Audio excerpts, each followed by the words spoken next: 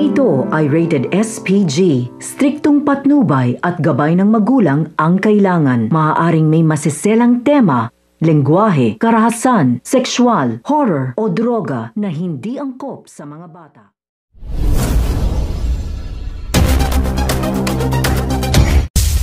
Sa patuloy na paglalakbay nila President Oscar Hidalgo, Ambo at Elizabeth ay napadpad sila sa bayan kung saan natuwa nga itong si Elizabeth at Ambo sa mga nakikita niya dahil nga nagandahan ito sa lugar na ito.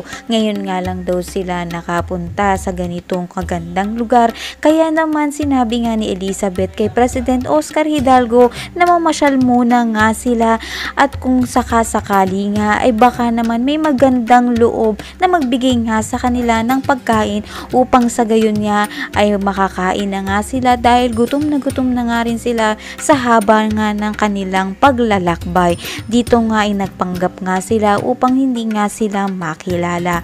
Matapos nga yun ay sinabihan ni President Oscar Hidalgo na mag-iingat nga sila dahil hindi pa rin nga ligtas ang kanilang. Sa hindi inaasahang pagkakataon ay nakita nga ni Elizabeth si General Oligario, agad nga niya itong nilapitan at humingi ito ng tulong. Kaya naman agad naman tinulungan ni General Oligario to at pinatuloy nga sa kanilang tinitirhan.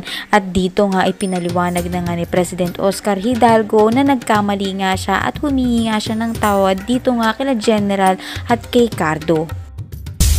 Saan nga ba talaga mapapadpad ito nga sila President Oscar Hidalgo, Elizabeth at Ambo, at sino nga ba ang tutulong nga sa kanila upang nga makita at matunto na nga nila ito nga sila Cardo? Yan ang ating abangan sa mga susunod na episode sa FPJs ang Probinsyano. Maraming salamat sa panonood at God bless.